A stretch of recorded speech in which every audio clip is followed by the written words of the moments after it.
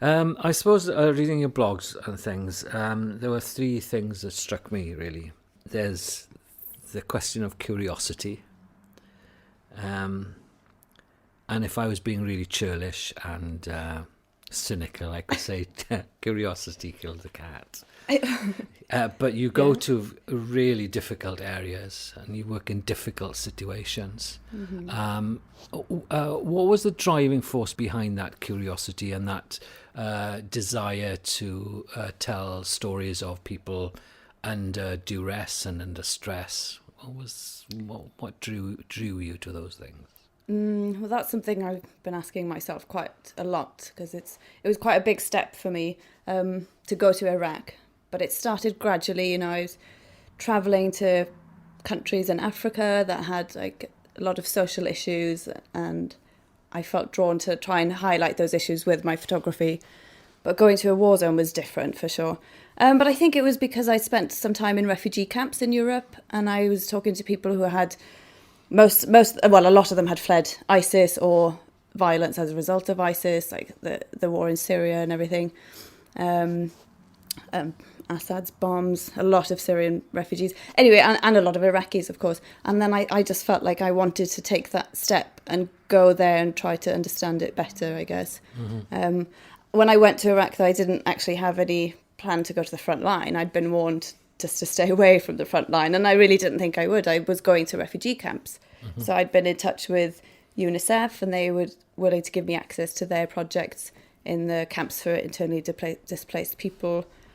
But of course, within a few days I was there, I did hostile environment training, and then I was surrounded by journalists who were coming back every day from the front line with, it's hard to say, but quite exciting stories, I suppose. And, I guess you're on an adrenaline rush because they feel like they've survived. And I felt like I wanted to go. So my third day there, I was on the way to the front line. But we didn't get in that day. Luckily, I guess, the fighting had intensified, so they stopped. Actually, the 2 weeks that I was in Iraq the first time, there was a ban on foreign journalists going into Mosul with the Iraqi army for the whole time I was there. So I only went to the front line once. So I have a very limited experience. I'm really new to it. It's just an introduction. But my motive for going is something I ask myself a lot. I guess in that case, you must be quite driven as a personality and as a photographer and as a journalist. Yeah, I would say I am at the moment, yeah. Right. I think I'm borderline obsessed with it. I can't really think of anything else. I really feel passionate about it, and I do think there's a lot of value in this kind of work, and I feel like this is what I can do right now. This is my contribution, and when I go a contribution to what? To like understanding, to raising awareness, to giving an insight into what I see, what I perceive to be the truth.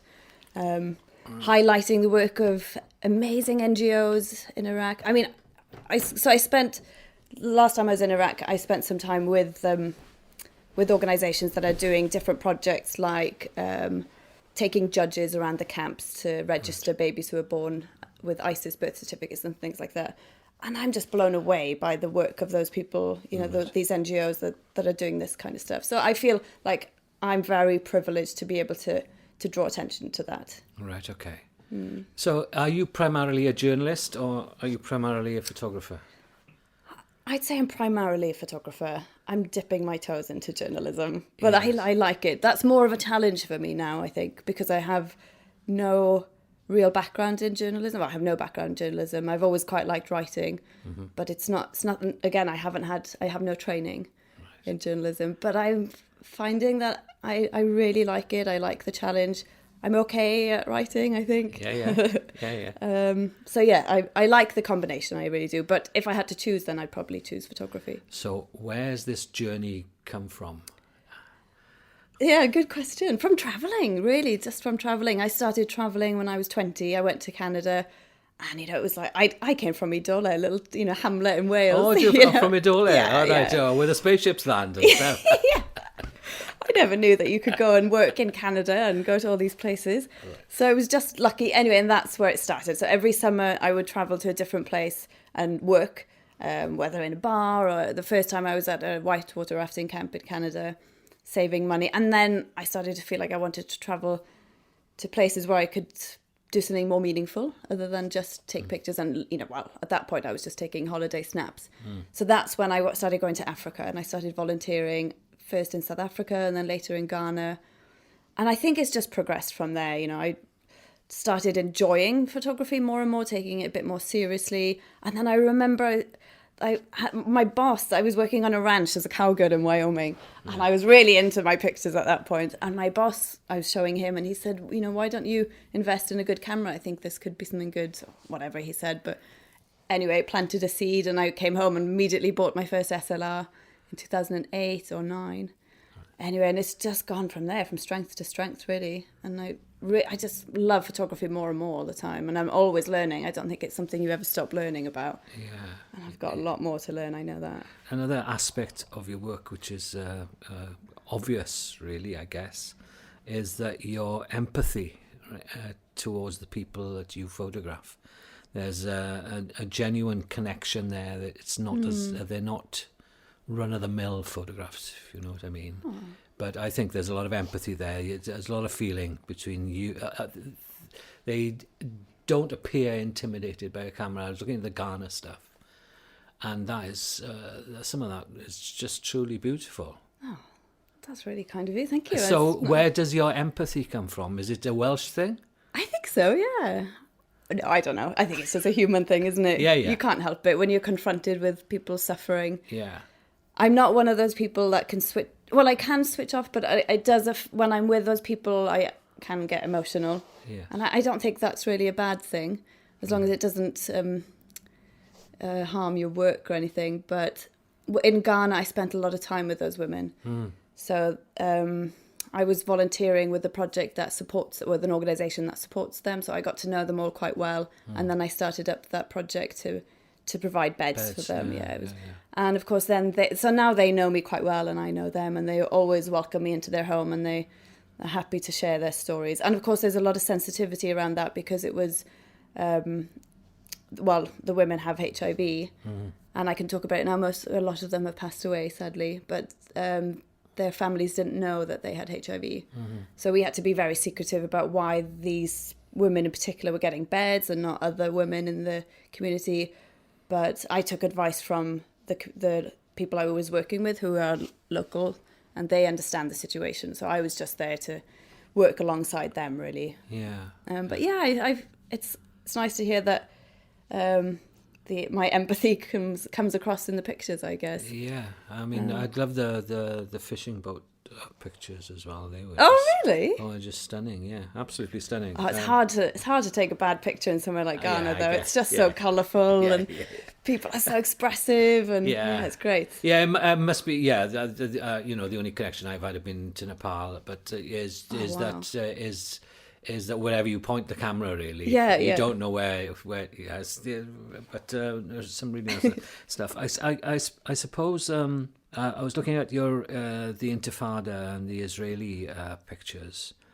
I guess it's difficult for us who've never been as people in the West to truly understand the nature of the Palestinian problem. Did you find it, or do you find it difficult in those situations to be impartial? Yeah, I think it's hard for anybody to be impartial in that kind of, anybody covering that kind of conflict, because there aren't two sides, right? There's no balance in this kind of situation. There's the occupiers and the occupied. I don't want to get too political about it, but I went to Israel with no knowledge really of the conflict, of the military occupation, and I went to Jerusalem as a tourist, and I loved it, and I took all these nice pictures.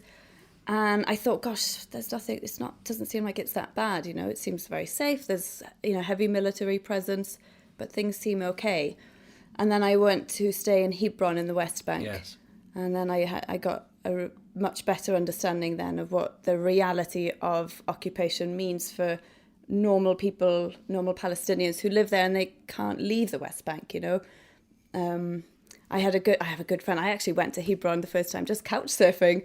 I just went on couch surfing, and I saw this great host, and I went to stay there, and he became a very good friend of mine, and he explained about his life, and he's the same age as me, from Palestine, not political, not an activist at all, just works in the hospital, and he would love to go clubbing every weekend in Jerusalem, just something simple like that, but he can't. He's not allowed. He can't cross the checkpoint, but I can. Mm-hmm. Just simple things like that. And then, of course, he wanted to show me the old city where, like, where the settlers, the Israeli settlers, living inside Hebron, and they're protected then by a lot of Israeli soldiers. And immediately, I didn't believe how he was telling me that there are streets in Hebron, in the Palestinian city, in his hometown, where he's not allowed to walk. I just thought that sounded absurd. And he was like, well, I as a foreigner will have no problems. Anyway, down to get there, we had to cross through a few checkpoints, and I was let through with no problems, and he was stopped, and just, nothing bad, but he was stopped and his ID was checked. Eventually, we got through to this one checkpoint that leads onto a street called Shahada Street, which is quite famous, and he was stopped. But not only was he stopped, he was threatened and told to run, to go back. And I, of course, was welcomed forward. So that was kind of a surprise for me. And then he actually explained to me that he was terrified of soldiers because a few months earlier he'd been walking home late one night. He was stopped. They demanded to see his ID, and then they proceeded to beat him up, and they broke both of his arms. And I'm not going to say that this, all Israeli soldiers are bad. They're not. I've met lots of Israeli soldiers that are very sympathetic to the Palestinian cause. But in Hebron, it's tough. It's a very tough situation there. Yes. Yeah, it's a flashpoint, and it's difficult for everybody there, really. Did you find pointing your camera at or in situations, did you find that difficult at all, or was your camera your friend? Somehow it felt like it gave me some protection. That surprised me. There was never a problem with me taking pictures in Israel or Palestine. Mm-hmm. The soldiers didn't have an issue with it. I only got into trouble one time with Israeli soldiers at the same checkpoint on a different occasion. And normally I've taken pictures of the soldiers, of everybody, and there's never been an issue. But this one day, they said that I'd put my camera too close to a soldier's face, which I hadn't. I was far away and I could prove it. But I'd taken pictures of them pointing their guns at a family and telling them to lift up their clothes. Yeah, and they didn't like that. Yeah. And so then they threatened to arrest me, and then I said, can you call your commander? So he called the commander, and then they all came, and I was trying to show them that I hadn't taken the picture that he said. I was the whole time in that encounter, I was quite far away from the soldier, and he said, well, we have CCTV camera footage. And I said, well, you can show it to me then, because anyway, no, I have it. Overall, no, I haven't had any problems. Just that one instance. Yeah. I remember being in a demonstration once. I was actually arrested, but I wasn't taking I wasn't taking any photographs. But a friend of mine was taking photographs, and it was in Manchester, back in '71, I guess. And the police took the film out of the camera. Oh, really? They opened the camera and ripped the film out because he was photographing the demonstration. And it was kind of a bit sort of, we were being thrown around a bit. Oh, wow. But Manchester. Manchester, yeah. It's really strange you should say that, because the only real demo I was in Cardiff when it was the students demonstrating about student loans and stuff. Okay. And that was I found that quite strange and surreal in many respects, because you're close to people are being really quite, not thuggish, but they're being quite loud and in your face, and that was a strange experience. But like you, camera becomes a shield somehow. Yes, yeah. It's very strange, isn't it? Yeah, it is. Very strange. I was getting a lot of F off and stuff like God, this. really? Yeah. And then the police would usher me through places. And they were kind of nice to me. But I once you say you're press, you kind of... and I had a press card in those days, so... Okay. short press card, and they were quite happy with you. But Yes, it's a different kettle of fish to where you go. I don't know, that sounds a bit wild. It was a bit wild. I've never been beaten up or pushed around at a demonstration, or maybe I've just been lucky, actually. Yeah. And the story about the guy in the wheelchair is really... Oh, yeah. Yeah. I never managed to publish that, actually. Why? Because it's such a No. good story. Yeah, It's a good story. maybe I didn't try hard enough. I'm still learning how to write pictures in a good way. But I really like that story. I think I'm going to go back and try and extend on that, because he's got a very interesting story. Yes.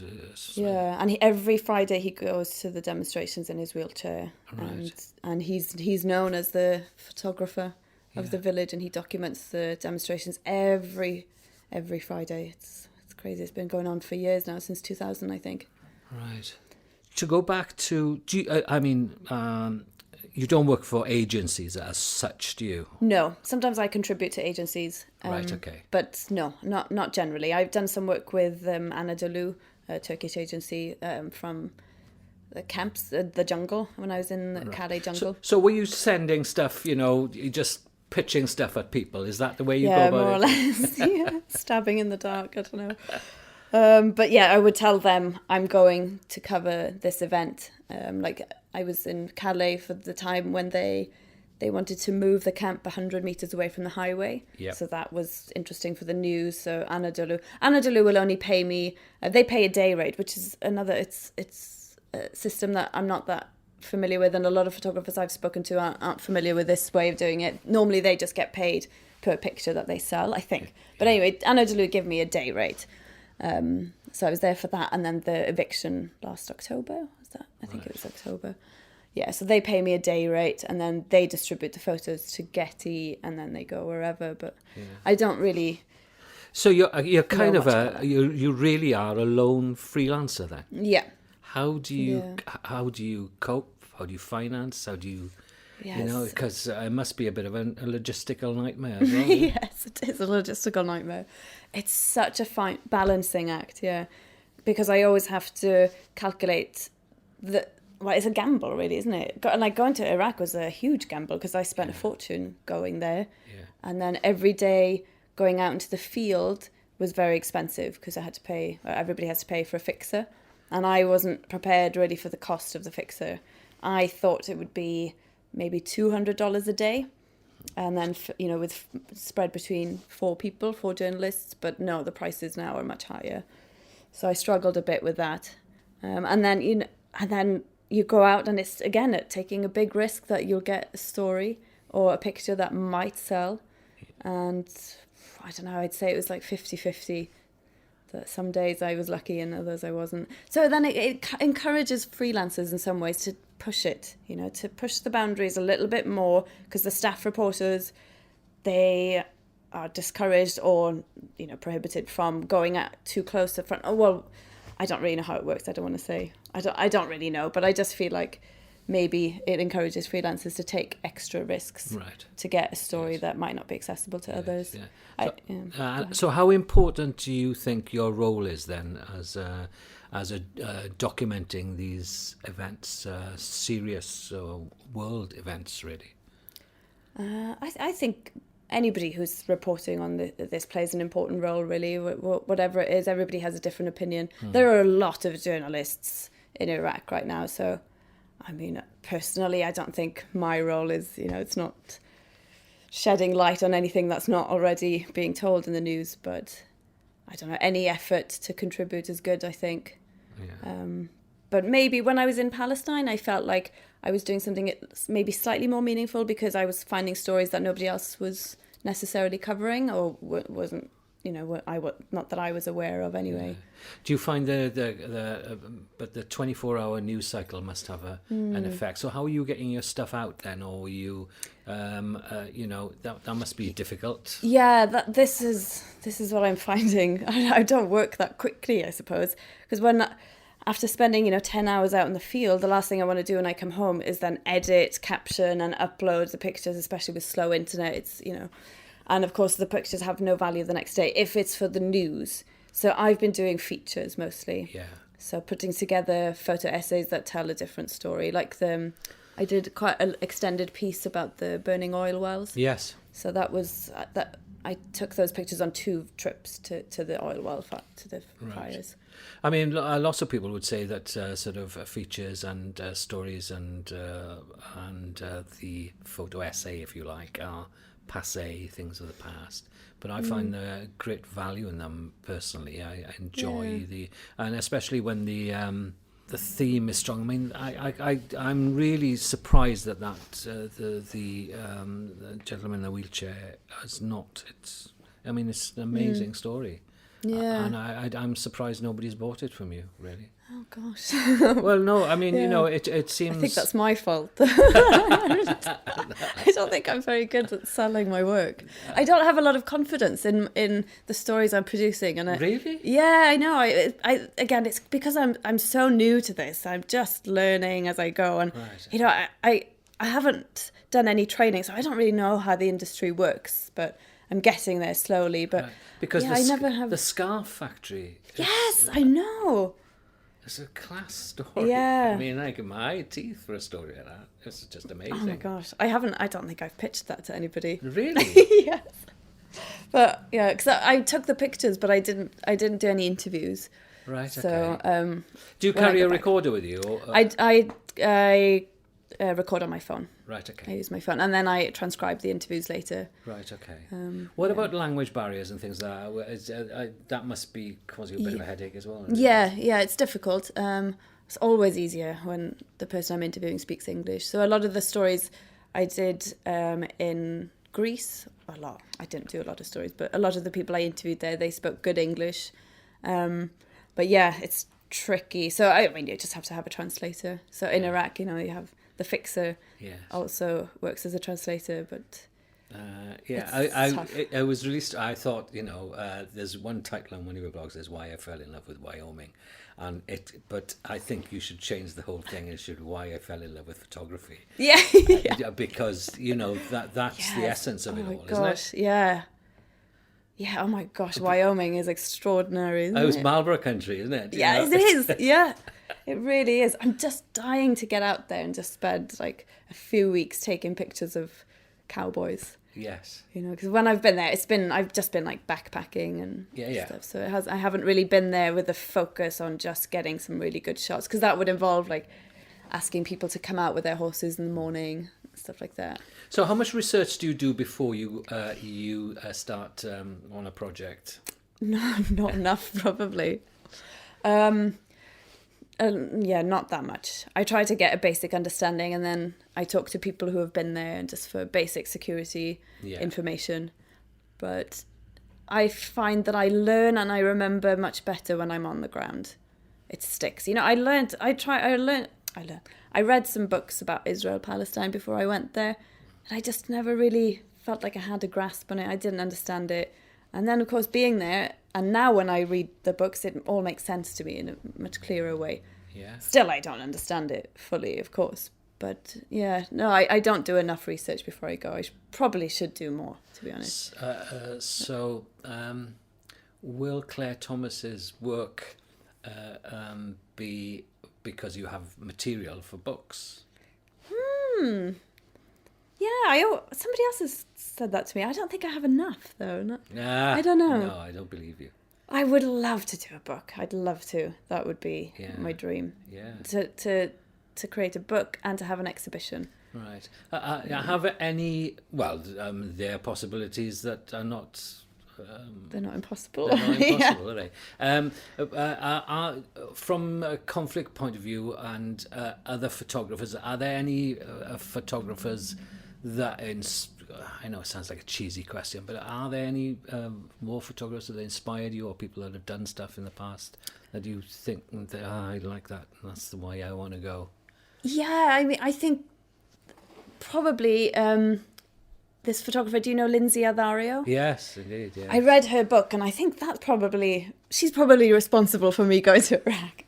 No, that really inspired me, and I thought that's what the work she was doing is fantastic. Yes.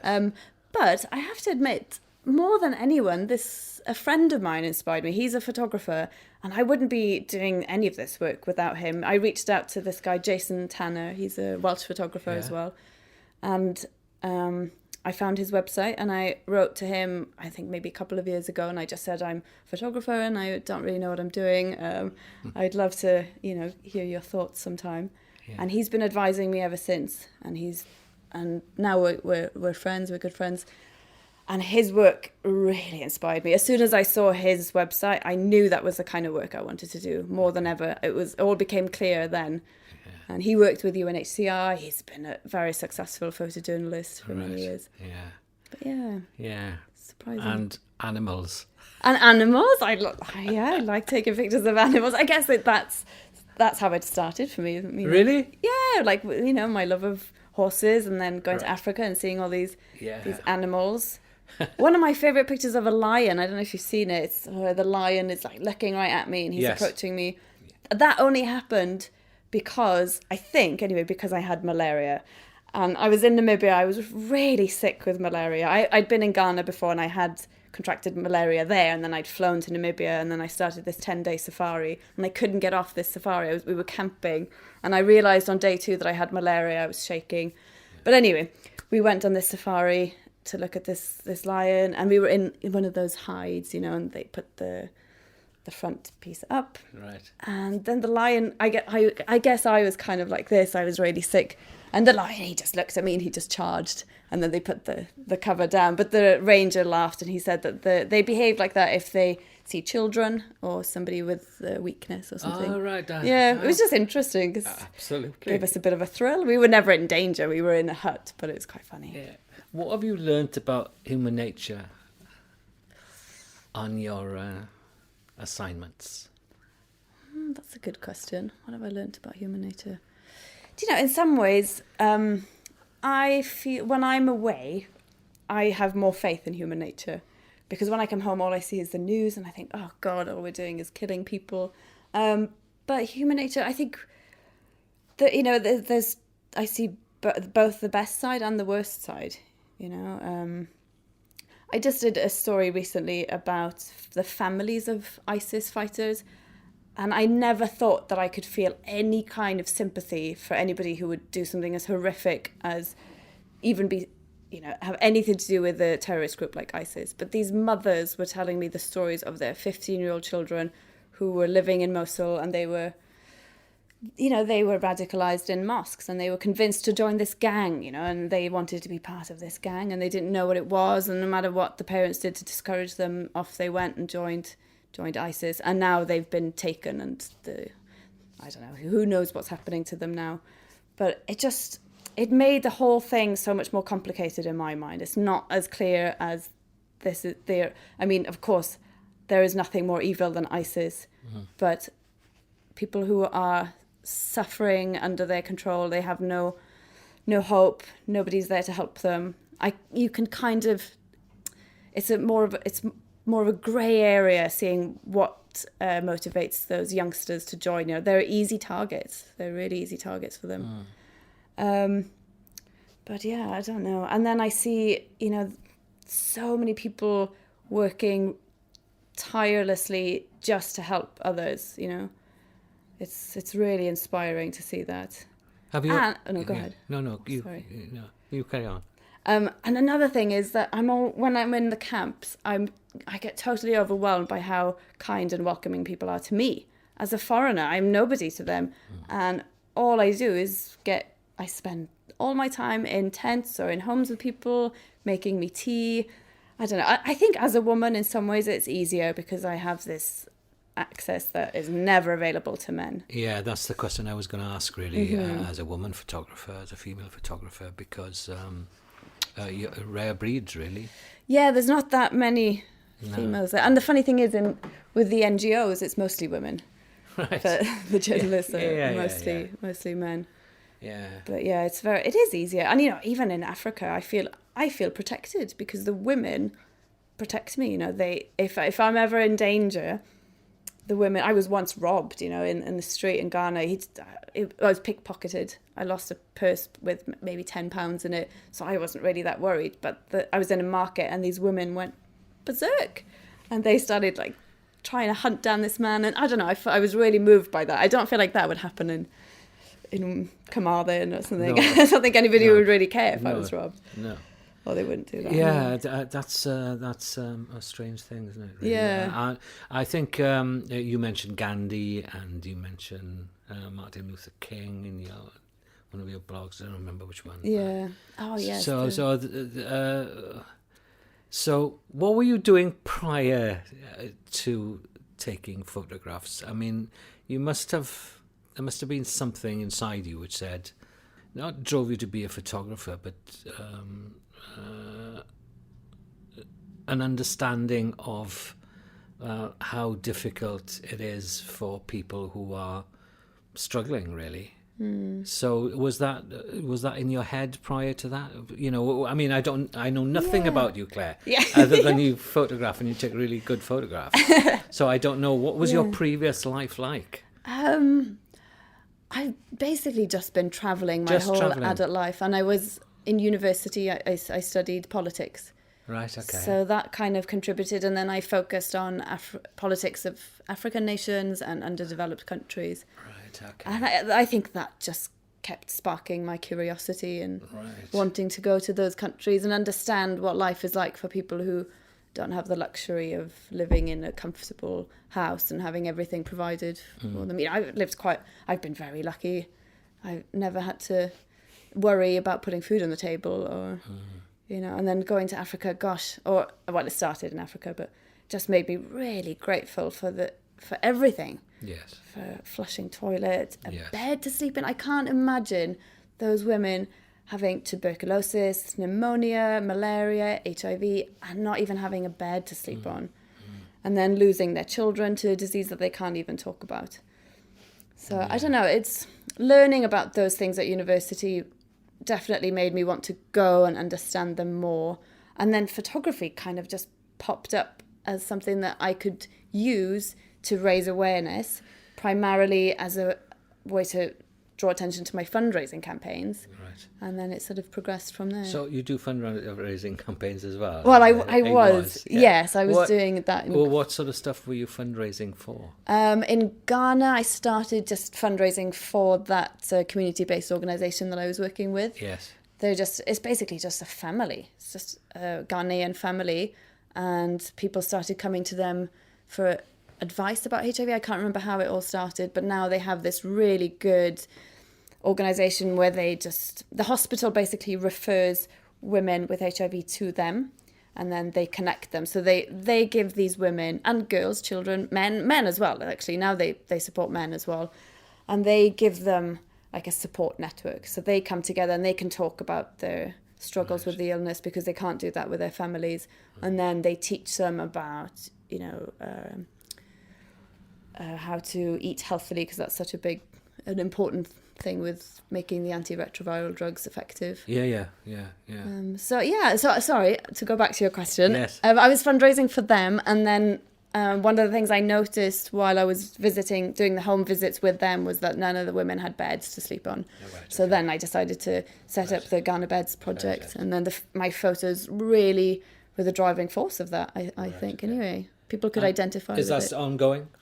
No, that project was completed in 2014. I went to Ghana and bought the beds, and then we distributed them. And since then, I would like to continue that work. We've been talking about building a community development centre for them in Ghana, because they don't have a space where they can invite the women to come and speak confidentially. Right. And they had this idea. We talked about it a lot last time I was there. We'd like to build a place where the women can come and they can do activities like, you know, a kind of a knowledge exchange thing where they help each other, because they don't have any literacy. Oh, no, they don't. Some of them don't have literacy skills, or, you know, a lot of them don't have any education. They don't speak English. So we wanted to give them some of these skills. But anyway, that project is quite huge. They have the land. They have the plot, and they're working with the chief to start building a road to it. And basically, I was there. It's just a bush, it's a really thick bush. And I was like, oh God, how are we gonna build here? There's not even a road. But it's a perfect location for this centre, because it's out of the town and private. But anyway, I'd like to start fundraising for that, but I'm not quite sure how. I need to go back to Ghana and understand the project more. Take some pictures and speak with them more. I've kind of lost contact actually a little bit with the family in Ghana, so that's my goal this year, is to try and go back. Right. Yeah. But did you make friends in Iraq? Yes, yeah, lots of friends. Right. Okay. I actually had it was strange to say, but I had a great time with the friends I made there, like locals, Kurdish people, journalists. Yeah, I did some work with some Kurdish people in Cardiff. Yeah? Yeah, they were really interesting, and it was with the Refugee Council in Cardiff. And I did some photography for them, and then I did some portraits of guys, and they were amazing. Yeah, amazing people, and really proud of their heritage as well. Fascinating people. But so the element of friendship and getting to know people is the door, really, isn't it? Yes. Yeah, absolutely. If you don't have that, you don't have anything. No, right? I think the most important thing with being a successful photojournalist is just to have good people skills, really. Yeah. The photography side of it is secondary. If you don't have good people skills, then you'll never get the story. No, and I see. I have a thing about people who I call it sort of photography porn, really. Did you know when people go out just for the sake of shooting people who are down and out or whatever? I find that really it upsets me because I have no context at all to work on. Yeah, that's true. Yeah. Whereas this kind of work you're doing has context and legitimacy somehow. I feel that other sort of. That's good to know.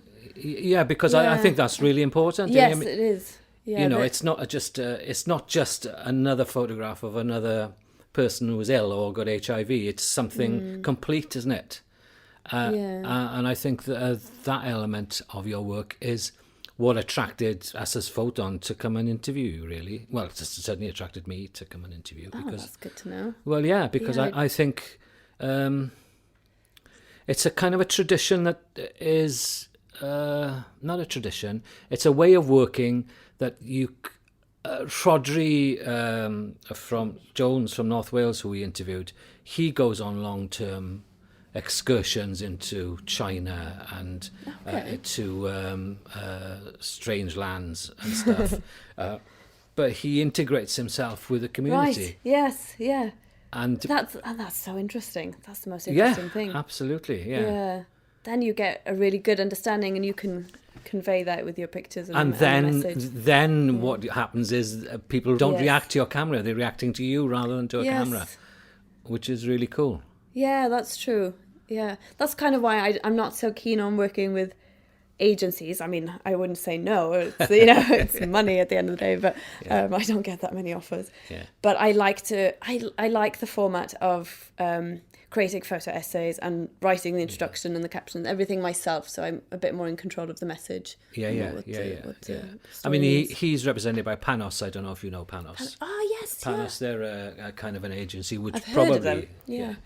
Maybe I should write to them. You should write to them. I actually haven't written to. I haven't written to many agencies. I don't know enough about it yet. I guess I should do more research into that. Yeah. Have you ever been frightened? Oh God, yeah, definitely. I defy anybody to go to these places and not be frightened. Right. But in a controlled way, I managed to control it. But when I went to the front line in Iraq in December, I really didn't know what to expect. I didn't really know what I was doing, and I wasn't quite sure of my role being there either. I wasn't sure what these pictures going to mean. But I was pretty terrified driving. I didn't know what does the front line look like. I really didn't know. And this was south of Mosul in a village. So to get to the village, we had to drive through unpaved desert roads, and all we knew was that the road sides weren't cleared of IEDs. So we had to be careful to stay on the tracks. And we ended up just driving through a desert for quite a ways, not really knowing where we were going. And I was terrified that we were just going to end up in enemy territory without even realising.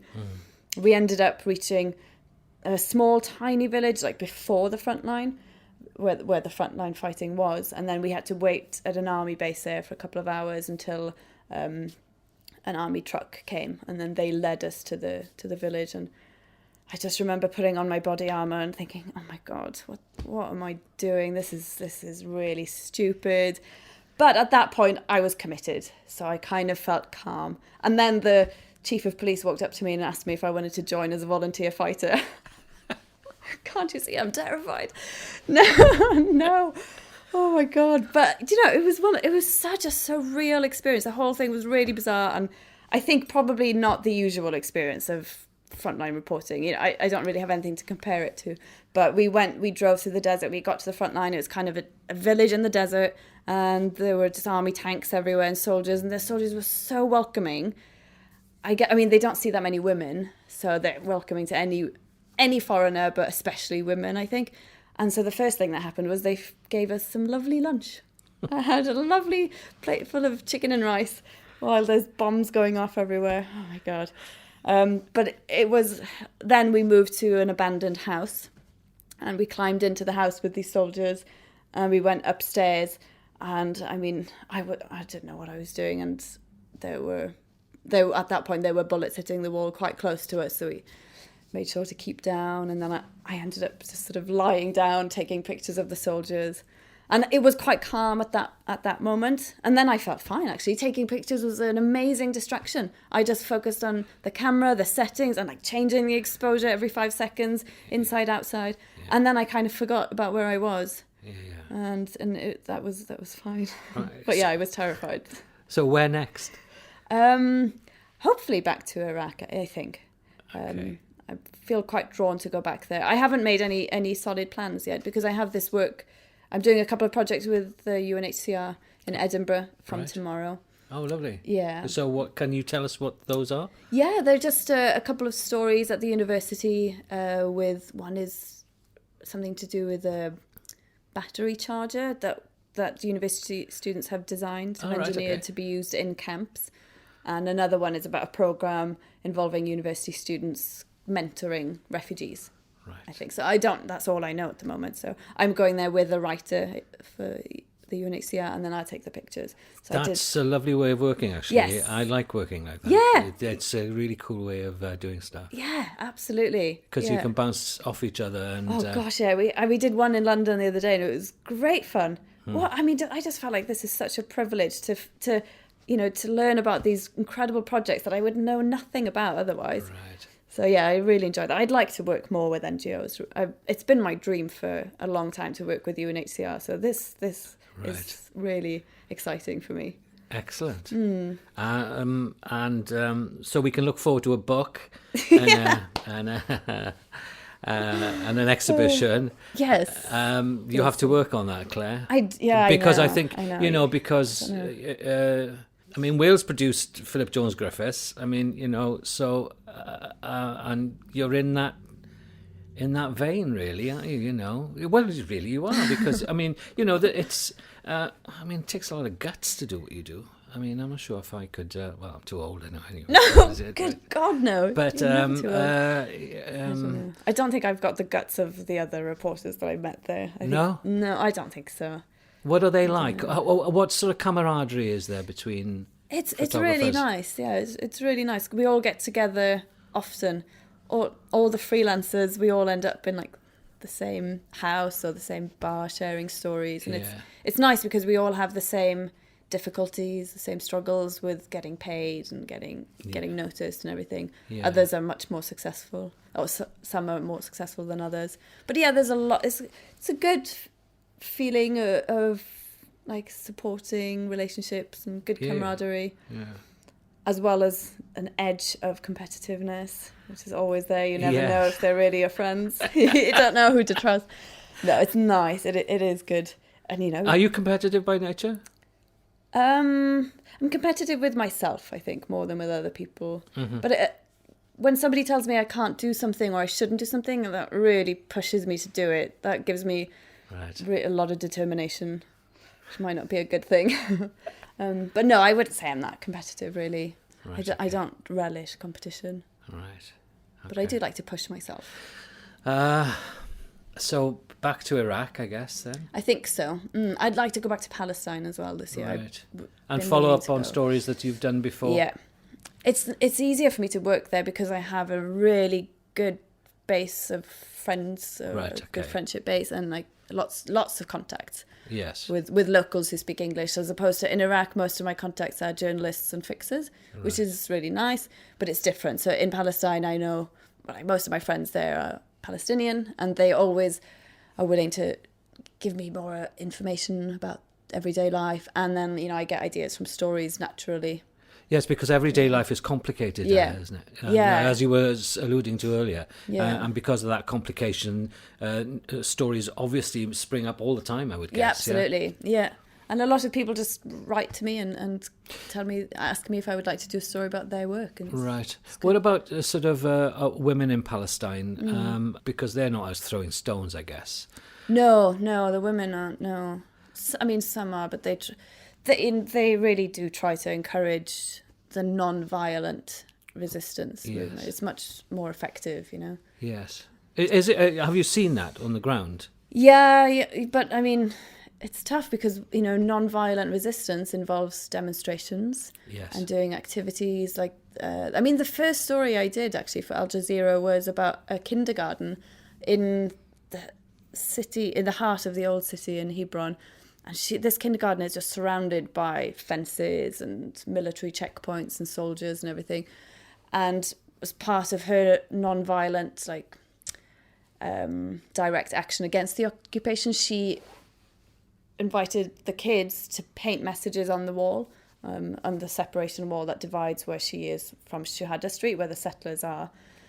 And that was a really nice story, but I was afraid. I remember feeling afraid that the soldiers would fire tear gas, because whenever there's any kind of activity like that, oh gosh, talk about being afraid. There was in Palestine we were doing a painting activity, but with university students. I was there as a photographer, but also supporting this organisation called Youth Against Settlements, and it's a fantastic organisation, and every year they have a week of activities to highlight the fact that Shuhada Street is closed to Palestinians. So the campaign is called Open Shuhada Street. Anyway, they kicked it off with this lovely, really calm, non-violent activity with university students just painting banners and beautiful murals, nothing really political. I think they painted one message called and it said Free Palestine. Anyway, it was outside one of the checkpoints, and we could see that the soldiers were getting ready to come in.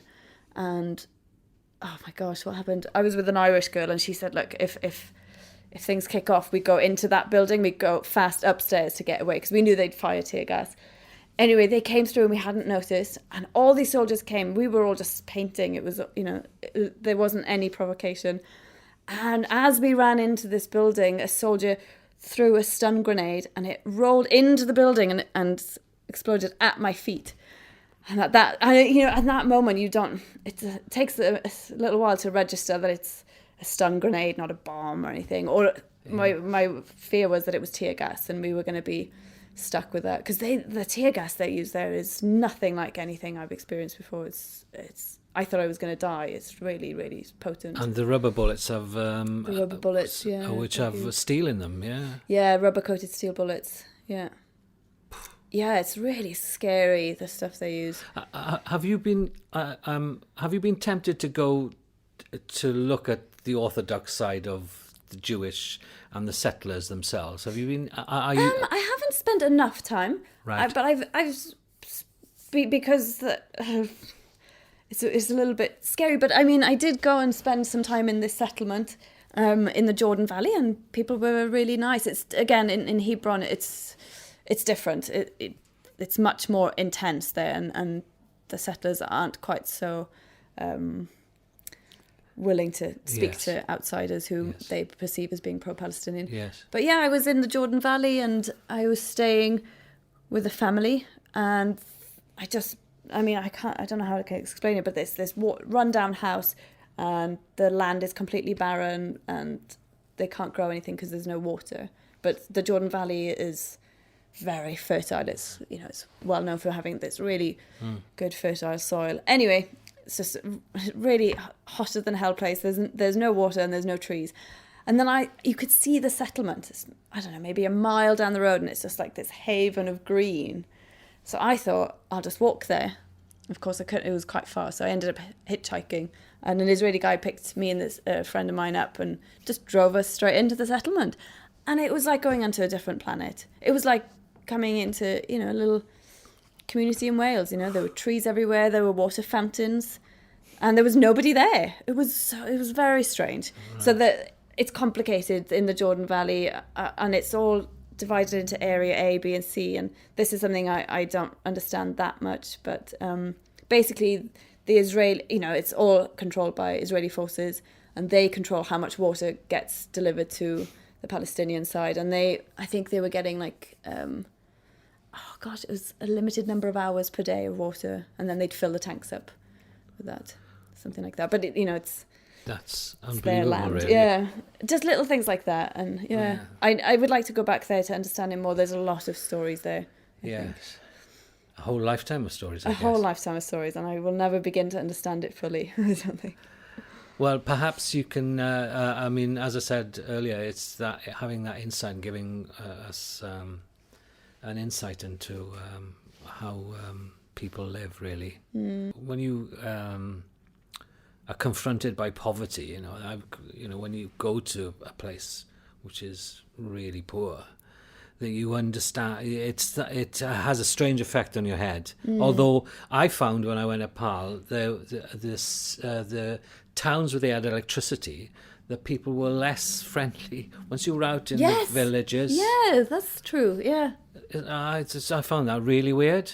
They would look twice at you. But the people in the small villages would welcome you into the house, give you, sweet tea, and you could sleep there if you wanted. Did you know? Yeah, absolutely. Yeah, it's been. And they would laugh at you, and Oh God, yeah.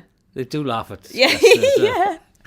Yeah, I think they enjoy that. Yeah, in Africa, in Ghana, they always try and get me to dance. Oh, they always do it. It's awful. They just want to laugh, and then they laugh at me like when I'm doing doing any house chores. Actually, it's brutal. Right. But they're so good. They're so strong. I can't compete with these 12-year-olds who are like, they're really good at everything they do. Yeah, and the thing is, another thing which I compliment you on is that you're in the tradition of the old Life magazine. Where they went to. I mean, we are putting up an interview with a Life photographer, Rappaport, who went to Aberfan, and he spent 3 months there. Yeah. Okay. Recording the aftermath. Oh wow. And so. And the biggest story he ever told, by his own admission. So, keep doing it, please. Yeah, I'll try my best. And keep showing us the work, That'd be great. Thank you very much, Claire. Thank you. Cheers.